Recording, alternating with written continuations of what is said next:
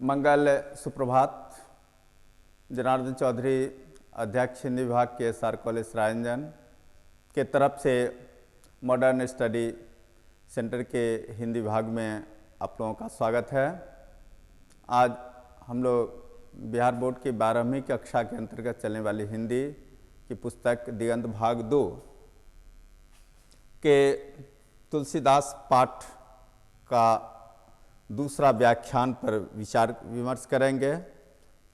दूसरे व्याख्यान में वस्तुनिष्ठ प्रश्नोत्तर पर बात होगी और फिर लघुत्तरीय और दीर्घोत्तरीय प्रश्नोत्तर पर बात। मोटे तौर पर इसमें प्रश्नोत्तर पर ही चर्चा होगी। तो शुरू करते हैं। बहु वैकल्पिक वस्तुनिष्ठ प्रश्नोत्तर। तुलसीदास का जन्म कब हुआ था? ऑप्शन आप देख रहे हैं। 1543, 1544, 1545। यहां पर इसका सही उत्तर होगा 1543, अर्थात ए सही होगा। तुलसीदास का जन्म कहां हुआ था? आप देख रहे हैं। राजापुर बांदा उत्तर प्रदेश, राजापुर कानपुर उत्तर प्रदेश, राजापुर कटिहार बिहार, राजापुर लखनऊ उत्तर प्रदेश। इसका सही उत्तर ए है, क्योंकि इनका जन्म राजापुर बांदा उत्तर प्रदेश में हुआ था। तुलसीदास का निधन कब हुआ? ऑप्शन में आप देख रहे हैं 1623 ईस्वी, 1624, 1626, 1625। ए इसका सही है, क्योंकि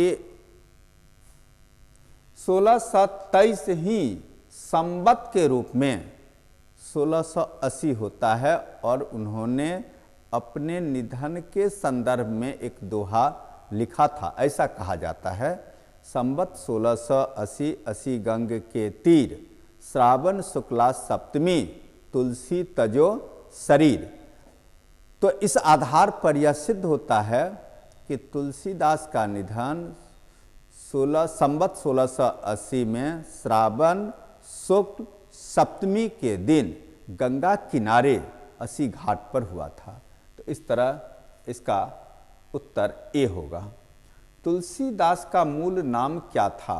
राम बोला, श्याम बोला, राघव बोला, तुलसीदास। तो इसका सही उत्तर होगा राम बोला, अर्थात ए।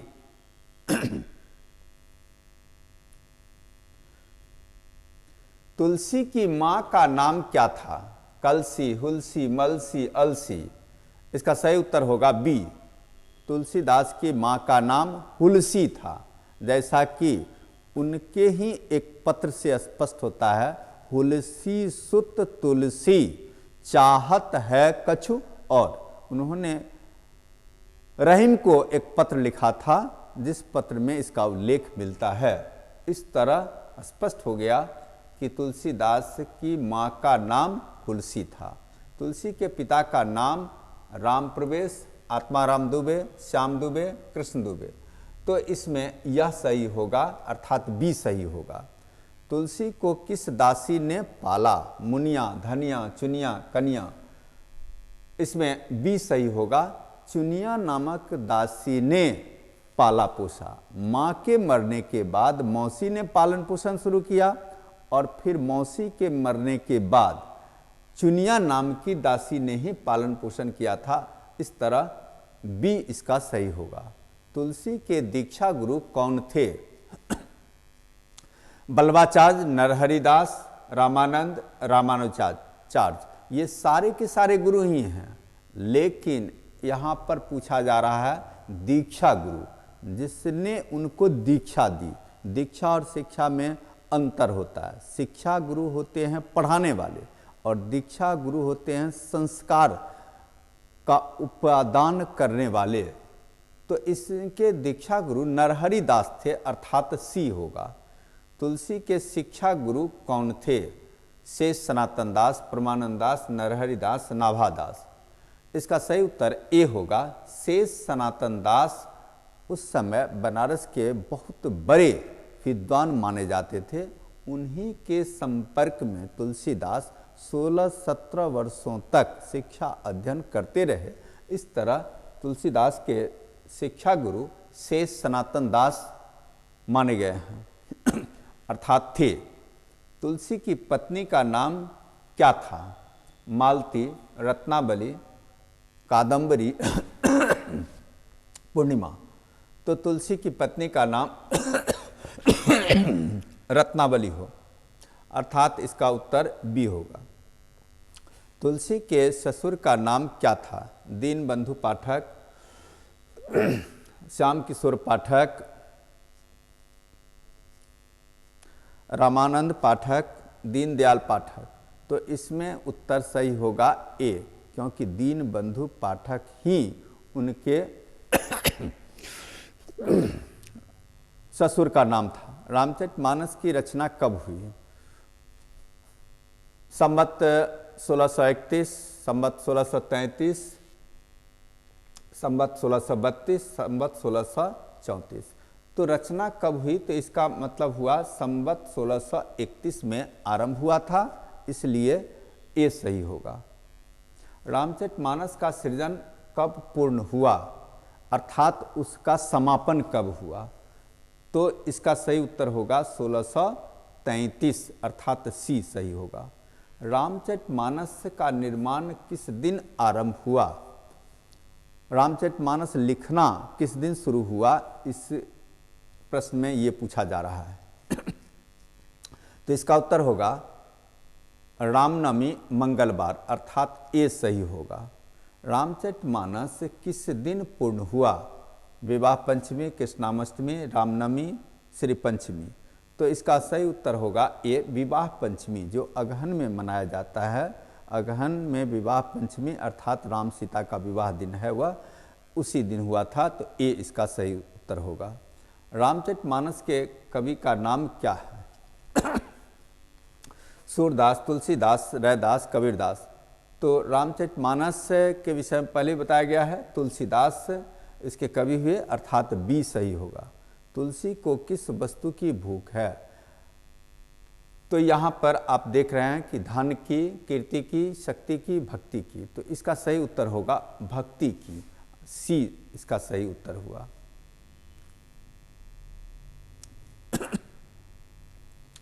तुलसी की सर्वश्रेष्ठ रचना कौन सी मानी जाती है? रामचरितमानस, गीतावली, कवितावली, दोहावली। तो इसका सही उत्तर होगा रामचरितमानस, अर्थात ए होगा। रामचरितमानस की भाषा का नाम क्या है? ब्रजभाषा, अवधी, गुजराती, कन्नौजी। यहाँ ध्यान देना है कि तुलसीदास ने अवधी और ब्रजभाषा दोनों में लिखा है। तो अवधी में रामचरितमानस लिखा और ब्रजभाषा में विनय पत्रिका लिखा, दोनों भाषा में है। लेकिन यहाँ पर पूछा जा रहा है रामचरितमानस की भाषा का नाम, तो यह अवधी होगा, अर्थात बी। तुलसी ने प्रथम पद में अम्ब का प्रयोग किसके लिए किया है?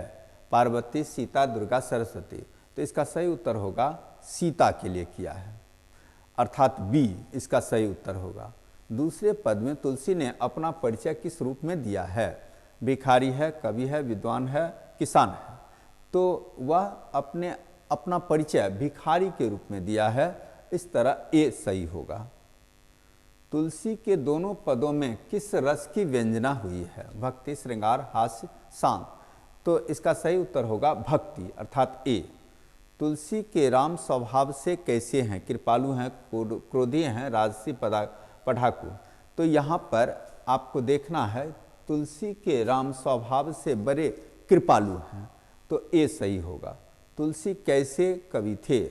क्रांतिकारी, समन्वयवादी, व्यंग्यकार, इनमें से कोई नहीं। तो इसका सही उत्तर होगा बी, अर्थात समन्वयवादी कवि थे। तुलसी राम के द्वार पर कब से हैं? शाम, भोर, दोपहर, रात। तो ये भोर से ही राम के द्वार पर हैं, उन्होंने स्वयं लिखा है। तो इसका सही उत्तर होगा भोर, अर्थात बी।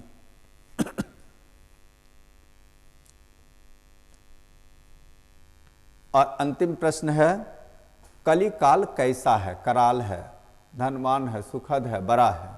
तो इसका सही उत्तर होगा कराल, अर्थात ए। आप लोगों की सुविधा के लिए यहाँ पर एक आंसर शीट भी दे दिया गया है, जिसके आधार पर आप मिला लेंगे। अब फिर हम आगे के प्रश्नोत्तर पर बात करते हैं। तुलसी ने अपने किन किन दुर्गुणों का बखान किया है? आप जानते हैं कि विनय पत्रिका में कवि ने अपना दुख दर्द भगवान प्रभु श्री राम के नाम प्रेषित किया है, वह पत्र शैली में लिखा है। सच्चा भक्त अपने भगवान के सामने अपनी सारी कमजोरियों को सामने रखते हैं। इसी तरह तुलसी ने भी अपनी कमजोरियों को सामने रखा है। जैसे एक बढ़िया रोगी डॉक्टर के पास जाने पर अपनी सारी बीमारियों को सामने रखते हैं, तब डॉक्टर उसका समुचित इलाज कर पाते हैं। ठीक इसी तरह तुलसी एक सच्चे भक्त के तरह अपनी सारी कमजोरियों को अपने प्रभु श्री राम के आगे रख देते हैं।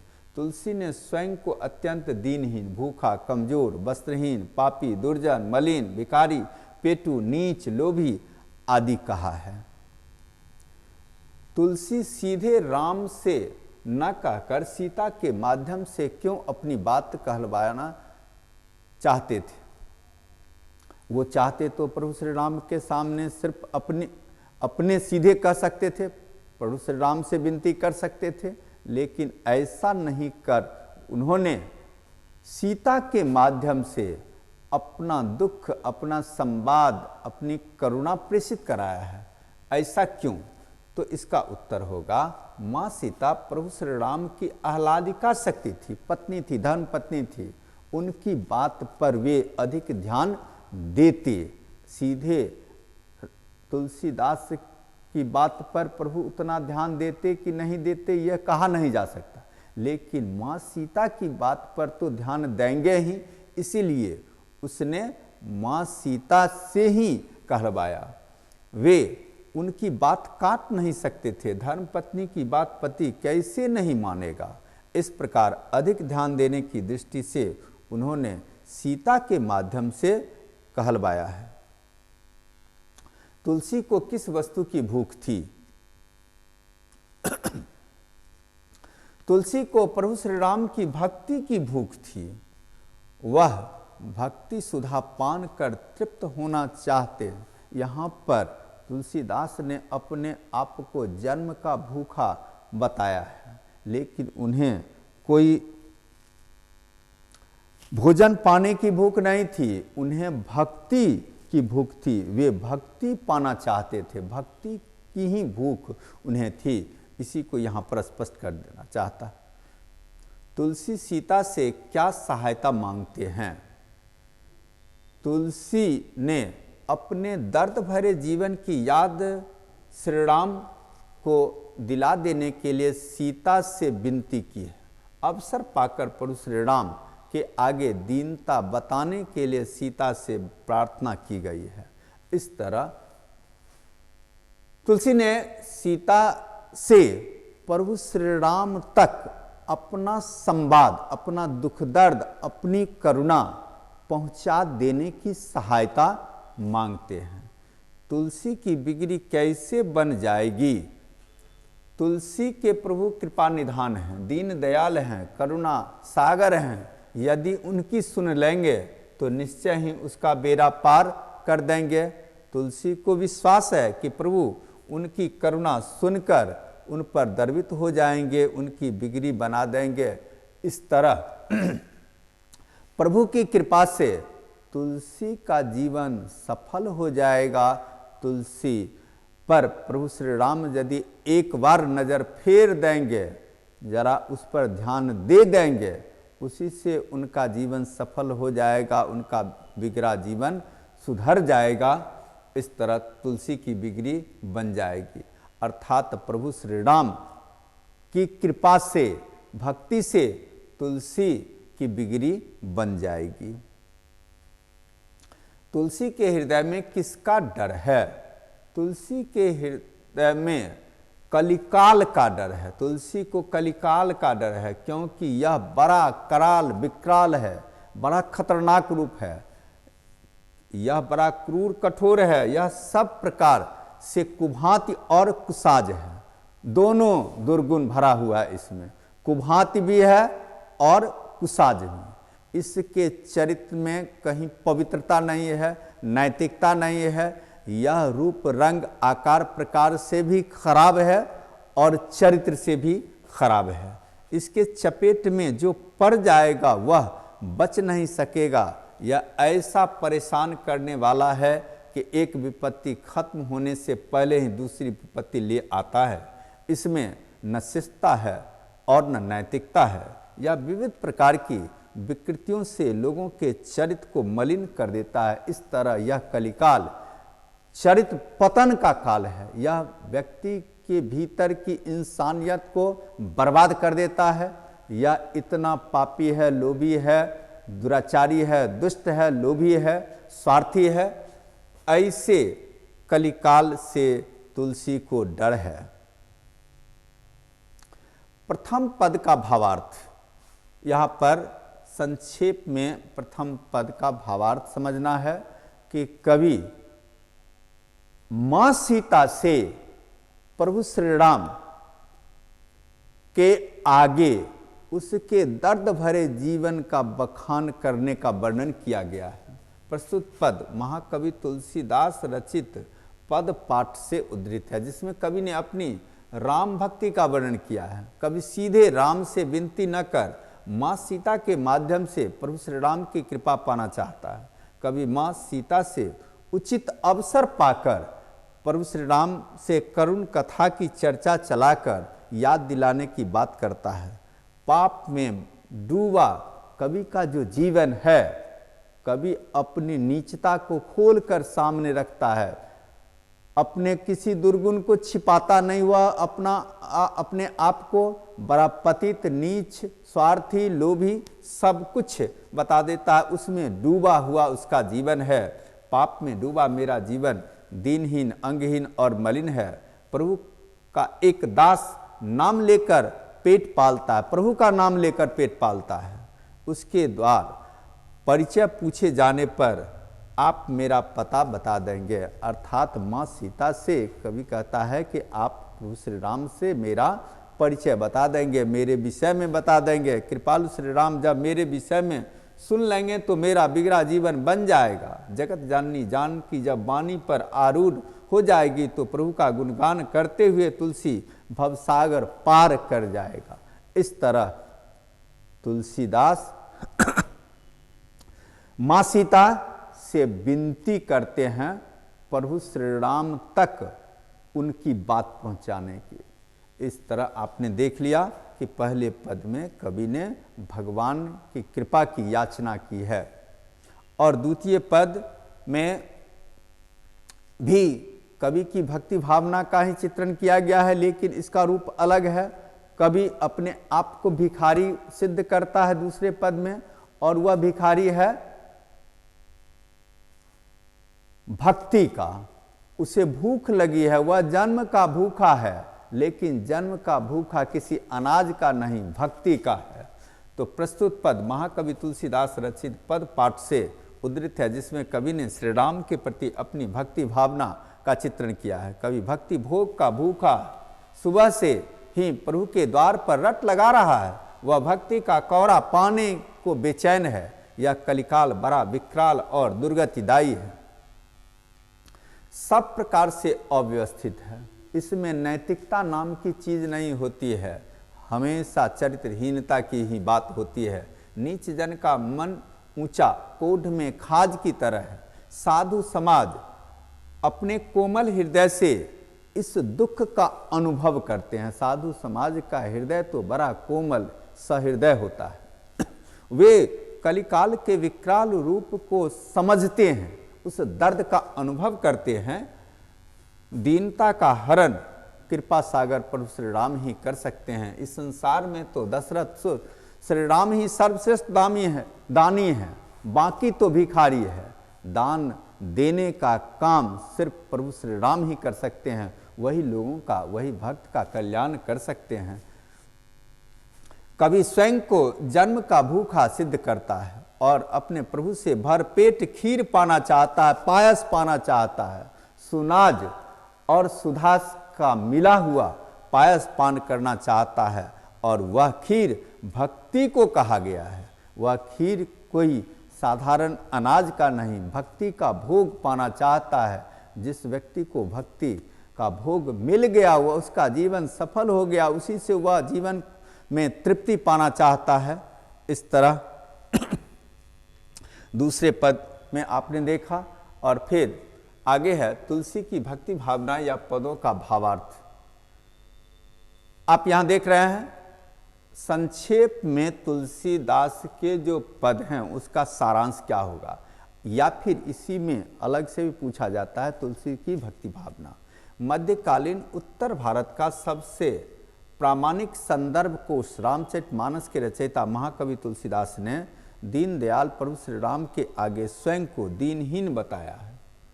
उसके प्रभु तो दीन बंधु हैं, दीनों पर दया करना उनका चरित्र है। भक्त कवि तुलसी को यह विश्वास है कि उसके प्रभु निश्चय ही एक दिन उन्हें भवसागर से पार कर देंगे, उसका कल्याण कर देंगे। प्रभु तो कृपा निधान होते हैं, कृपा बारिद होते हैं, जीवन की सारी पीड़ाओं को दूर कर देंगे। कवि ने अत्यंत कारुणिक मुद्रा में अपनी भक्ति भावना का चित्रण किया है। एक ओर तो उसने अपने प्रभु का विशेष रूप से ध्यान आकर्षित करने के लिए माँ सीता के माध्यम से अपना निवेदन प्रेषित किया है, दूसरी ओर स्वयं को भक्ति भोग का अत्यंत भूखा बताया है। भोजन की आस में भोर से ही प्रभु के द्वार कलप रहा है, अर्थात कवि प्रभु से कृपा प्राप्त कर भक्ति का पायस पाना चाहता है, जन्म भर की भूख मिटा लेना चाहता है। इस प्रकार कवि ने विनय के पद के माध्यम से अपनी दास्य भक्ति का चित्रण किया है। निष्कर्ष तौर पर आप यह जान लें कि तुलसीदास अपनी भक्ति भावना के माध्यम से, अपनी भक्ति से एक ओर जीवन को सफल बनाना चाहते थे, अपने जीवन को इस संसार के सागर से पार करना चाहते थे, दूसरी ओर समाज में समन्वय स्थापित करना चाहते थे, एक समाज में सामाजिक परिवर्तन लाना चाहते थे, जो लोग आपस में वैर भाव भूलकर कलिकाल की करालता से बचकर सुंदर सुखमय जीवन बिता सके। इस तरह यह व्याख्यान अब पूरा हुआ। धन्यवाद। अगले